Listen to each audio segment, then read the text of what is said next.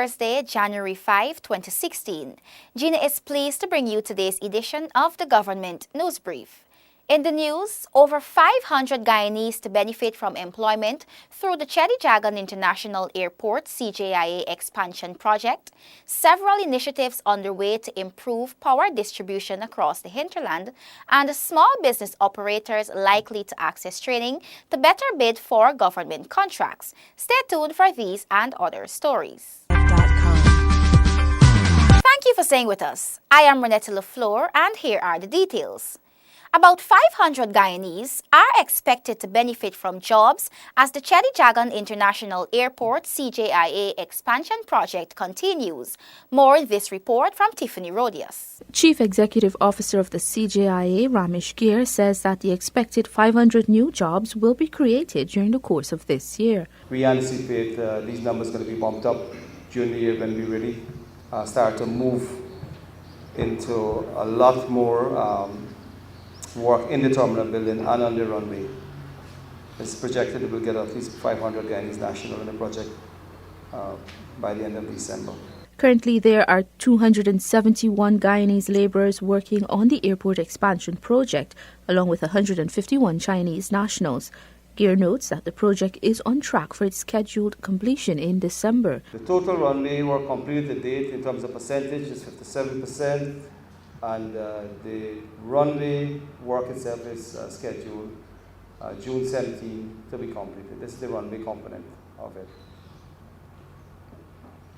The terminal building, you'd recall that for the airport expansion project, we are constructing a new arrivals terminal, and we're renovating the existing arrivals and departure terminal, which will all be converted into the departures terminal.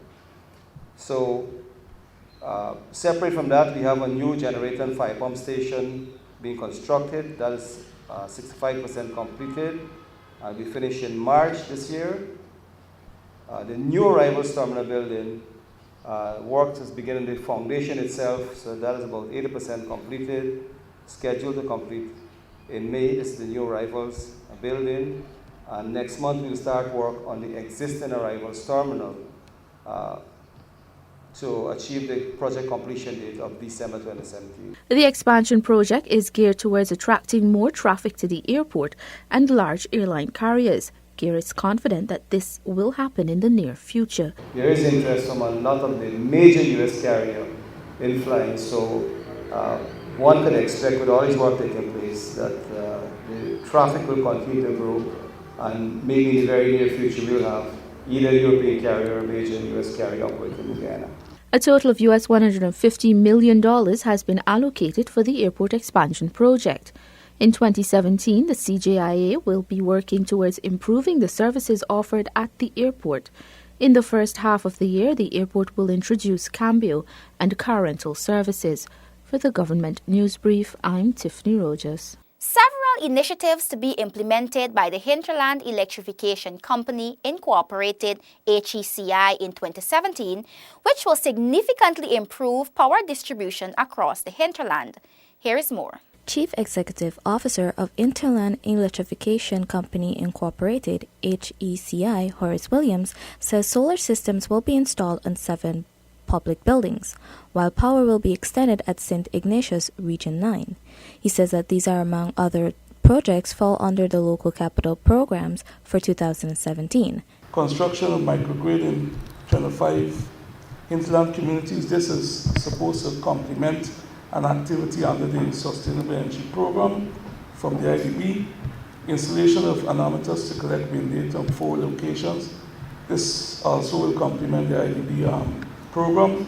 HECI will be diverting the Madia electricity network to facilitate road construction, building an office at the Latam Power Company, LMPC, and installing light-emitting diode LED streetlights in Latam. Williams explains that the company is also working towards implementing public awareness campaigns on renewable energy.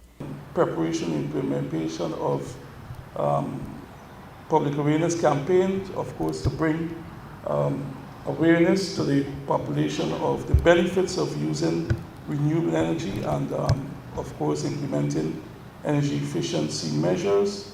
Williams points out that in 2016, several programs were delayed due to numerous challenges. These include slow implementation of contract activities by contractors and suppliers, poor responsiveness from contractors to bid, and insufficient staff for some activities, among others. Major projects here are still ongoing. They haven't been completed for various reasons. These projects will be implemented during this year as part of our program under the very sustainable energy program, which is really a 6-year program, and it ends in 2019. The CEO points out that this year efforts will intensify to push these projects forward for timely completion. The HECI was established to develop, implement, and maintain the steady extension and upgrade of electricity supply systems across the Interland. I'm Neil Lademan for the Government News Brief.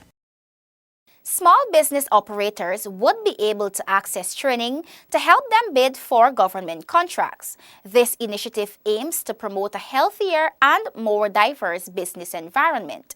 Gabriela Patram has the details. The Small Business Bureau will provide training so that small businesses will be able to bid for contracts. The government plans to ensure that 20% of all public contracts are awarded to small businesses. The training will focus on empowering individuals and facilitating small and micro enterprises. It will also expand existing programs. Finance Officer of the Small Business Bureau, Simon Pollard, notes that the Bureau is ensuring that clients are well trained. One of the things we're planning as well that is in this year, we're going to train small business owners in how to do bidding. So they'll be able to fill up their bid documents and so on.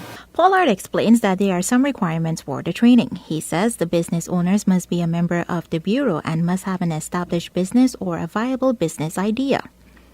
Minister of Business Dominique Gaskin notes that the initiative is welcomed by the small business owners and especially young entrepreneurs. Government is still the single biggest spender in this economy, and therefore government procurement is a big deal, and we want to ensure that it's not that small businesses have access. Now, it was written into the Small Business Act.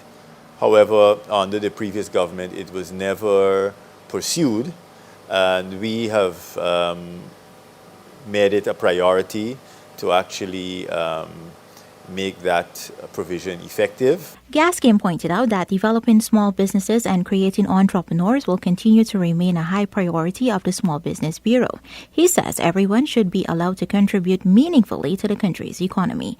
For the Government News Brief, I'm Gabriela Patram. The strengthening of domestic operations is critically important in connecting the coast to the hinterland. Hence, the government continues to play its role in fostering the aviation sector's efficiency. Zanil Williams tells us more. 2017 will see the government spending $60.7 million to upgrade the airstrips and infrastructure. Government will also be advancing airstrips and aerodromes development program, according to Aerodrome Inspector Alfonso Mango.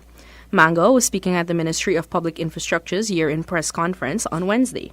The following airships are projected to be rehabilitated, which are as follows.